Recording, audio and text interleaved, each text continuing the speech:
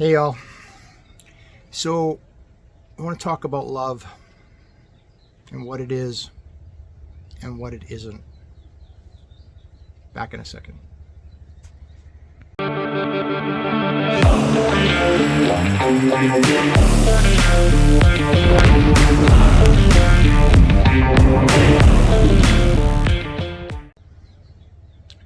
I think many of us highly sensitive people are very confused as to what love is.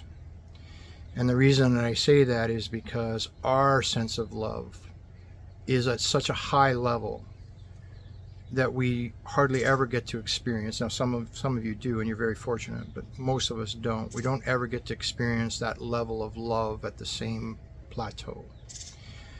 When we get engaged with another person in a relationship, intimate relationship, we usually find that we are contributing more from an emotional standpoint, giving our all, and we're expecting more from them, even though they're giving everything that they've got.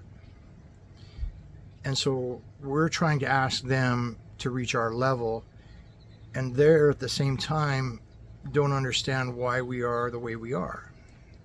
And the truth is I'm not sure we can come to those terms. Now, do two highly sensitive people match? Maybe sometimes, it's based on, much more than just feelings of love. It's about contribution as well.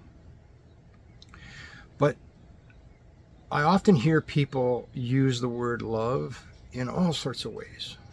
I love you and I love spaghetti. Okay, well, hang on a second. I'm confused there. Is that the same? Is it different? It's the same word, but entirely different meanings, right? And as highly sensitive people, meaning of words is very important to us. We really understand the meaning of words. True love is a connection. It's a soul-to-soul connection. It's an ability with highly sensitive people. It's an ability to feel the other person on an emotional level, even though they're not around you. I know. Some of you are going like, oh, that's BS. Well, those of us that are highly sensitive know what I'm talking about. We know that people that we truly, deeply love, we are connected to them. And we can feel when there's something not right, and we will reach out to them. I'm sure some of you have experienced, what's called perception, and that perception is that, you're thinking of somebody.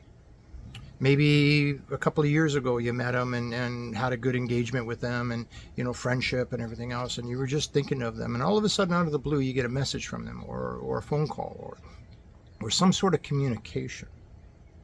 That's a connection. That's the connection reaching out and bonding with that other person and triggering them to say, hey, we're connected together. Why we let those connections fade, there's multiple reasons that we could talk about.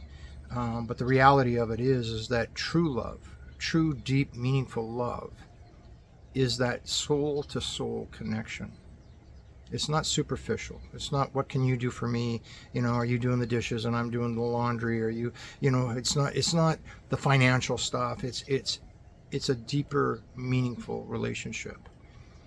And I don't think that's happening as much today as it once did. I think there's too much noise in the world. And part of that noise is busting down these connections, internally. A lot of stress, a lot of anxieties, a lot of fear, especially in the United States. That's probably one of the most fearful countries I've ever experienced.